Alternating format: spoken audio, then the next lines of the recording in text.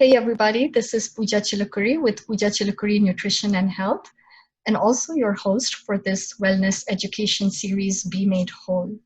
Today I'm very excited to introduce our guest, Suzanne Ballantyne. Suzanne comes to us with a wealth of experience in health and wellness. I'm going to have to read from her bio because I don't think I'm going to do justice to her just by talking about it. So here it goes. Suzanne has been teaching yoga for over 10 years, but she's been practicing yoga for over 20 years. She has a BA in psychology and an MA in education. She is an ICF, or International Coaching Federation Certified Health and Wellness Coach. And she's also a Viniyoga practitioner with ERYT 200 and RYT 500 certifications. And Suzanne is going to have to tell us a lot more about Viniyoga because I'm curious and excited to learn what that is. I've heard of Viniyoga, but Suzanne, until I started working with you, I had no idea I heard of yoga, but I didn't know what Viniyoga was. So I'm going to have you share that with our audience. But before I do that, I just want to welcome you. Thank you for joining us. Thank you. My absolute pleasure to be here, Pooja. Thanks for asking me to do this with you. Absolutely, Suzanne. And, I've known you at least 4 years now, and I've always known you to be very passionate about wellness. I'm actually going to ask you today to share how you got interested in this whole wellness journey and what has made you to become such an advocate for self-care. Well, I know when you sent me the questions that we might be talking about that one of the things I said was that I've always had this from as long as I can remember. So this is prior to anything that was actual health-wise. I've had this fascination with spirituality and mystery and how we got here. And I was born into an Irish Catholic family. Actually, my father was Presbyterian, but married my mother and came to church with us on the high holidays. But I always had this sort of spiritual side. And as a child, I have to be honest, I sometimes wondered if I were going to be the one to get the calling, because Irish Catholic families were usually large and they often asked one of their children or offered one of their children, I don't know if the child always had the choice, to become a nun or a priest.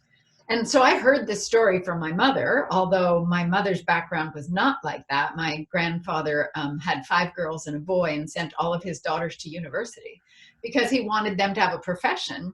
He could see what the world was like as he, grew up and moved away from his Irish family and came to the US and then up to Canada, and which is where I'm from originally.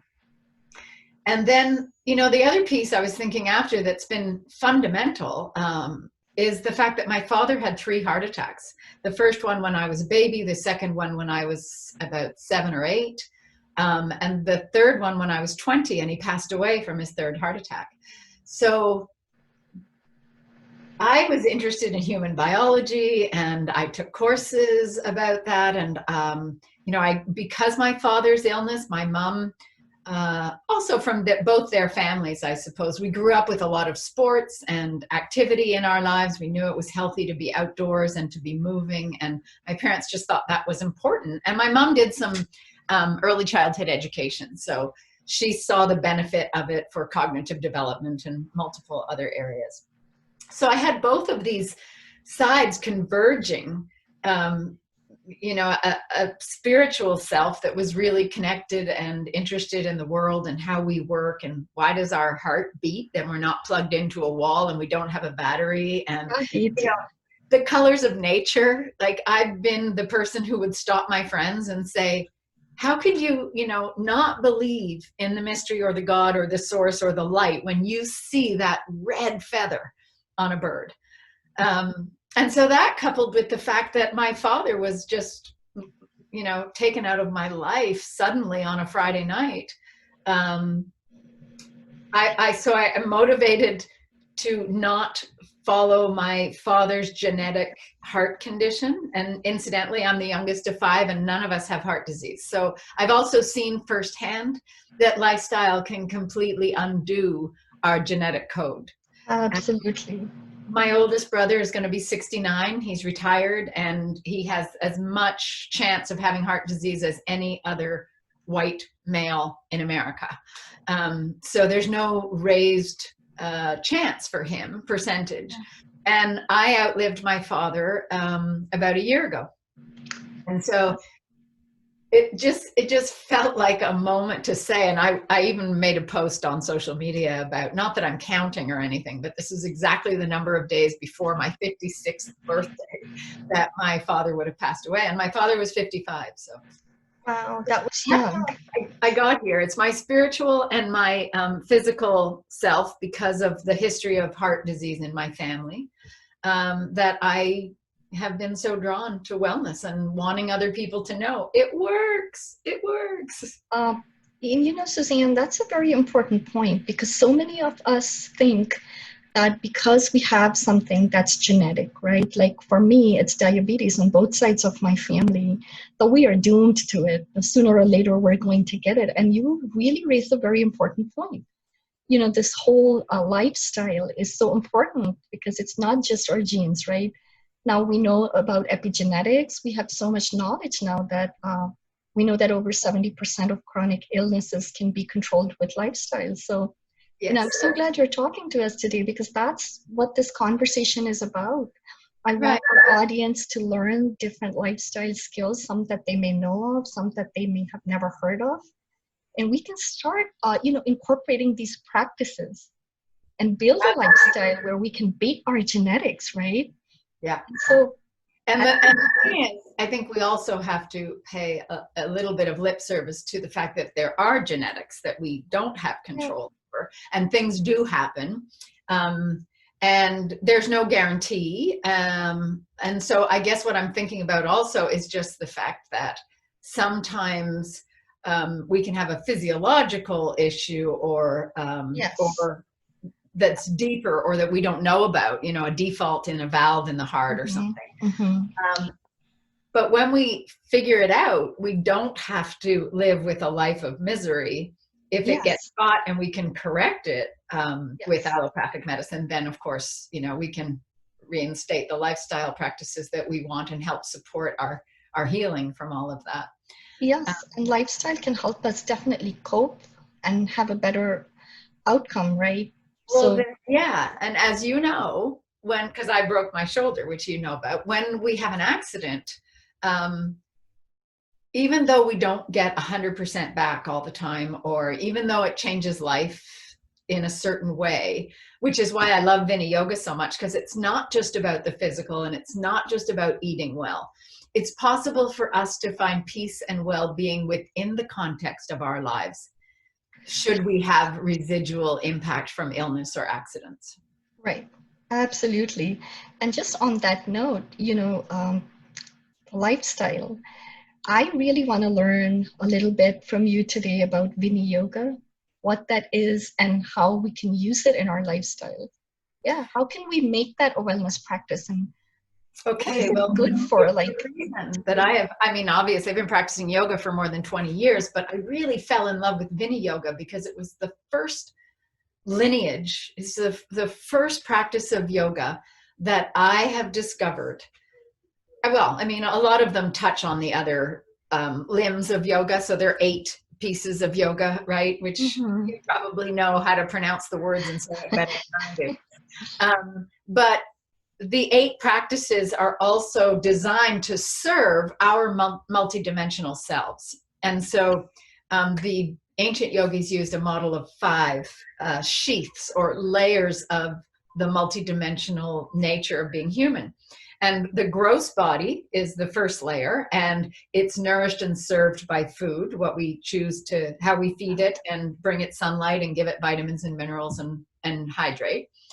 And then the second layer is the vital system, and that's served by breath, by pranayama practice. And the average human in America probably takes 15 to 20 breaths per minute. And apparently this isn't part of the teachings, it's more anecdotal, but the ancients used to say that you only have so many breaths in a life, so don't use them all up. But maybe that was just their way of getting people to sit and listen and learn how to breathe. And Yeah, the vital system is our vital systems: endocrine, heart, vascular, everything that's keeping us alive. Like I said, there's no battery or plug in here. We're doing it with our connection to the universe through breath. So that's how important our breath is, and yet we really give it very little attention, right? The third layer is mental, cognitive, how we learn. And I have to check out my notes, because I know there's another piece about that mental that I didn't, I'm not bringing into it. Cognitive and intelligence, and you know, how well we learn. And then the fourth layer is our personality, our character, and what are we bringing forth, right? So what did our parents download into us? Sort of how do we model and behave according to, actually not just our parents, but also our ancestors, because our parents are carrying forward their background, which could be famine or massacre or, you know, slavery. We all have what Eckhart Tolle calls a national pain body, right? We all associate with something from our past that's difficult for us and contributes to our really chatty personalities, or our introvertedness, or our shy behavior, or, you know, our interest in something. And then the last one is the heart, and it's considered the deepest. And it's also the most important, because it's our ability to relate to the people closest to us and to have good relationships with our extended community and the society and culture at large as well. So the body is the gross, the most gross, then the vital, then the intellectual, mental, personality is fourth, and heart is fifth. Those are the 5 dimensions that Viniyoga looks at. And we work with those through movement and breath combined to help focus and concentrate the mind, so that we're better at learning. And then when we get better at learning and getting better at being more focused and concentrated, we can turn that concentration back to us, which in yoga, one of the 8 limbs is svadhyaya, the practice of self-study, or one of the principles of yoga. And when we can do that with more clarity and focus, we begin to see, oh, what's our character? What are our thought patterns? What do I worry about, right? What do I ignore? What have I just sort of downloaded into my belief system that may not be truth, right? That I just picked up one day and I took it as valid information, but I never did the research, or I never read to see if that was true or not. Maybe it's just the way my mother saw the world, and now I'm seeing it that way. Yeah. And lastly, the ability to connect to the heart, to become more vulnerable, and to get better at being in relationship with others and with ourselves and with the whole universe. And so it covers a lot of aspects and dimensions of overall wellness. But one thing that it took me a minute to understand, and that's why I want you to share it once more with our audience. You mentioned breath and movement. Can you perhaps give us an example, or show us, or just help us to understand what that means? Absolutely. And thank you. That was just like a verbal download, but I want people to understand, what does multidimensional mean, and how did the ancients develop these practices so that we could really benefit from them? Because we can, you know, I mean, there's the science, modern day science now is beginning to study those practices. And I'm currently reading a book called Buddha's Brain, which I'll just plug in case anybody's interested. It's written by Rick Hansen, PhD, and Richard Mendius, Mendius, who is a neurologist, an MD. So what happens is we have to bring our mind into focus and concentration, because we're putting movement inside what my teacher, Gary Kraftsow, calls the envelope of breath. So if anybody wants to try with me, you would put your hands next to your hips and finish an exhale so that you can prepare. And on inhale, you're going to sweep the arms up as the breath is coming into the body. And when you're finished inhaling, that's where the arms arrive at the top. And that might be, you know, it's different for everybody. And then when exhale comes, you bring the arms back down. So we'll try it a couple more times. Just inhaling.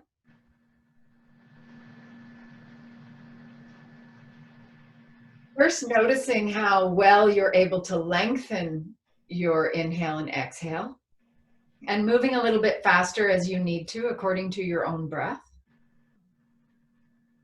Last time.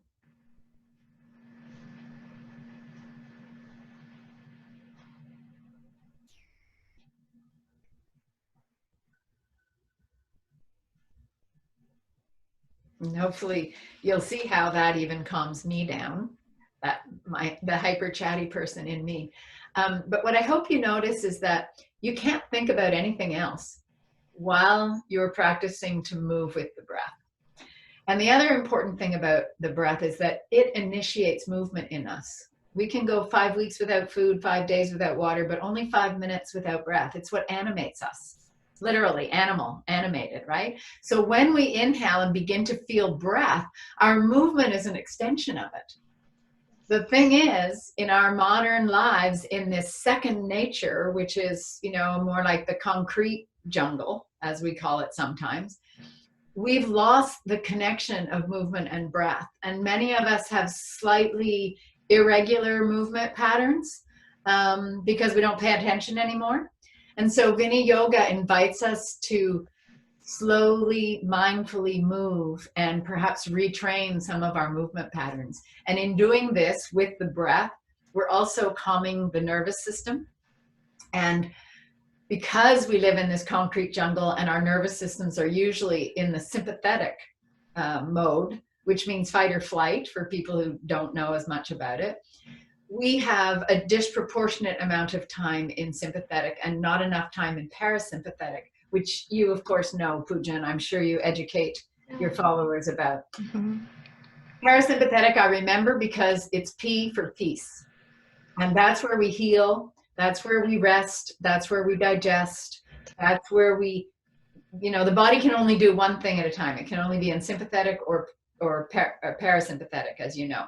So we want to move it more often into parasympathetic to give the body a chance to come back to its homeostasis. And it surprised me when I started my wellness journey. It surprised me actually to learn how much the breath nourishes, the vital organs. And my goodness, breath is prana, or life in my language, right? Yes. So that's so I was one of those people that when I'm moving, I forget to breathe.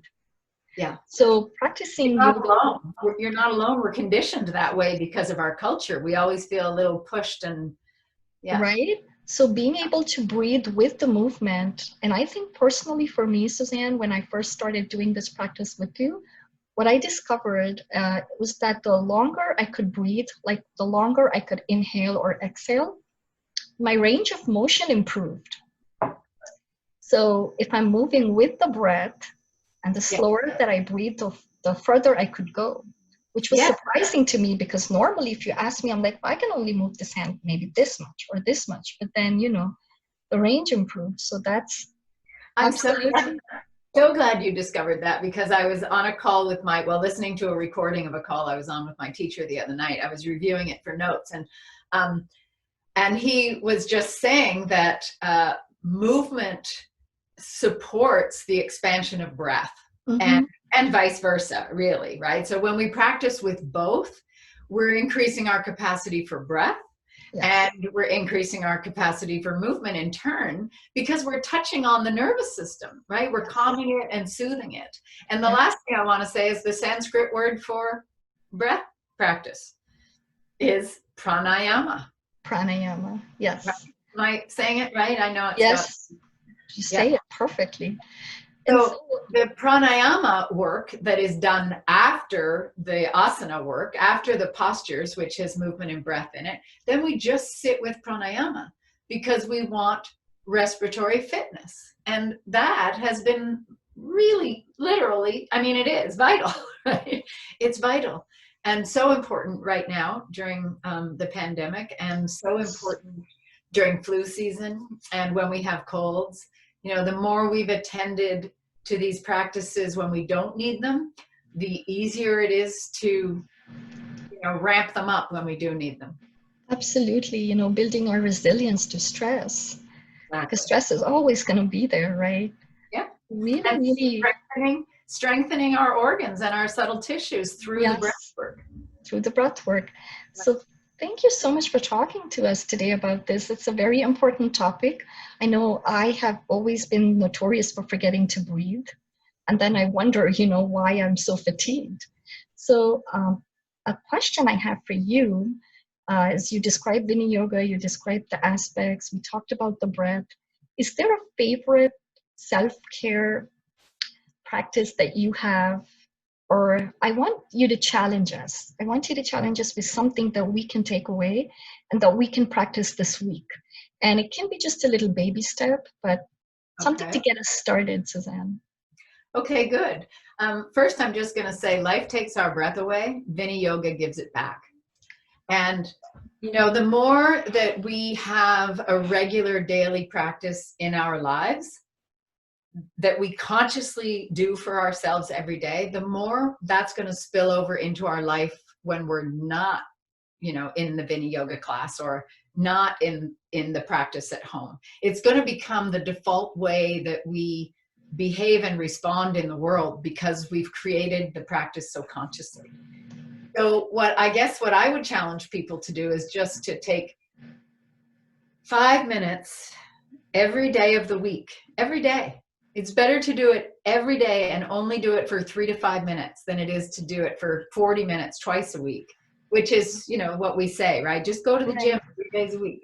And I'm saying less practice more often is going to have a bigger effect than 2 hours at the gym twice a week and then nothing the other days, right? Because the consistency will help to develop the desire in us to get more of the practice. And so in those 3 to 5 minutes, you set the timer and just inhale and lift your arms up. In fact, if you don't want to lift them up, if you have a little bit of shoulder issue, you can also just open them to the side like this.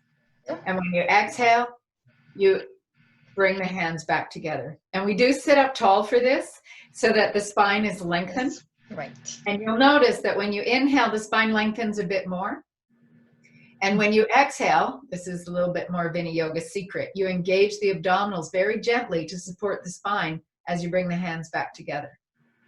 If you do this for 3 to 5 minutes every day before you go anywhere, it's going to focus the mind on movement and breath.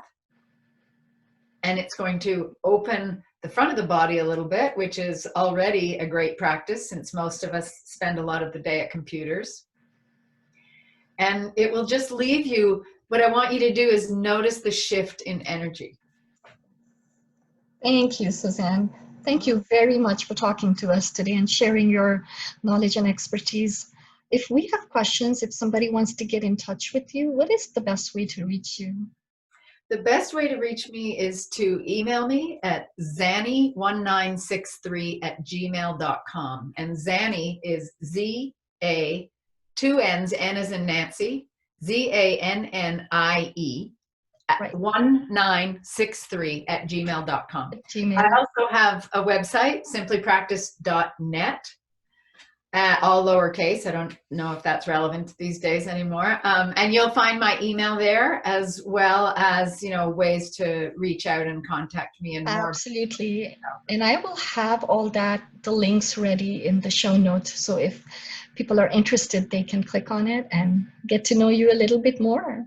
Excellent. Thank you so much for joining us, Suzanne. I want people to know, Pooja, that I do have a little studio office in downtown Cary. And I work privately with people, semi-privately, and in small groups. So I offer classes there. Of course, right now we're all working virtually, and I'm happy to hear from you virtually. Some of my coaching clients are virtual all the time. Yes. So thanks for letting me add that little plug. Absolutely. And, I look forward to your studio being reopened so we can do some yoga together. So do I, but it's been wonderful being able to connect with more people farther and wider. Yeah, absolutely. And so everybody, that was my dear friend and colleague, Suzanne Ballantyne. And I hope that after today's conversation, you will be inspired to go practice some breathing.